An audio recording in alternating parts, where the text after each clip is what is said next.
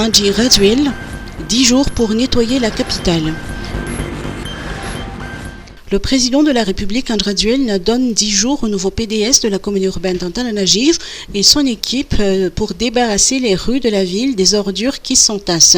Il l'a annoncé hier en marge de la réception des équipements, dont du gouvernement japonais. Comme le président a souligné l'urgence de la situation, le gouvernement s'est dit prêt à aider le PDS dans cette tâche. Pour le président de la République, les Tananarisiens méritent de vivre dans un environnement sain et digne. Hier, dans le cadre du projet GESTA, le Japon, à travers la JICA, a fait don à la société municipale d'assainissement 32 camions multibennes, 6 camions bennes pour la collecte et le transport des déchets, 2 camions bennes pour l'exploitation du site de décharge d'Angelinge, un bulldozer, 2 excavateurs, 189 bacs à ordures, 2 pick-up, 8 motos et un magasin d'outils de réparation. Les véhicules sont fournis avec les accessoires d'entretien et des pièces de rechange. Avec ces nouveaux équipements, le président de la République estime que la SMA devrait tripler sa capacité d'enlèvement et de transport des déchets.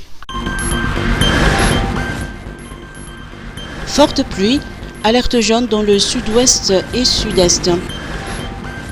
Les prévisions météorologiques annoncent des averses orageuses sur toute la partie sud de la Grande Île.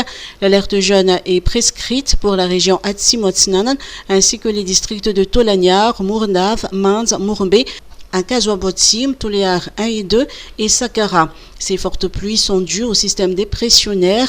Après avoir traversé rapidement la pointe nord de Madagascar de Vohemar à Ambans, dans la nuit de dimanche à lundi, la perturbation cyclonique se trouve actuellement dans le canal de Mozambique. Bien que son intensité s'est affaiblie jusqu'à atteindre le stade de faible circulation dépressionnaire, il continue d'impacter le temps qu'il fait sur la Grande Île. Selon les services de la météorologie, le système se trouve actuellement au large de Murnaf et devrait continuer à longer les côtes sud-ouest de Madagascar dans les prochaines 48 heures. Célébration du 8 mars, un programme chargé. Le programme sera particulièrement chargé pour la célébration de la Journée mondiale des droits de la femme ce 8 mars.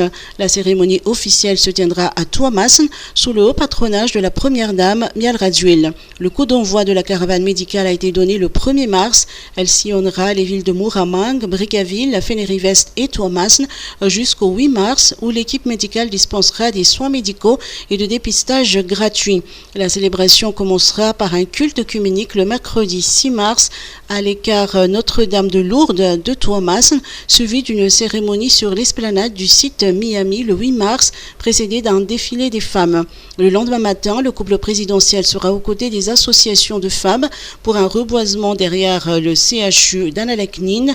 L'après-midi, il visitera la caravane médicale avant de se rendre sur les stands d'exposition des œuvres des femmes représentantes des 24 régions sur l'esplanade de l'Hôtel de Ville.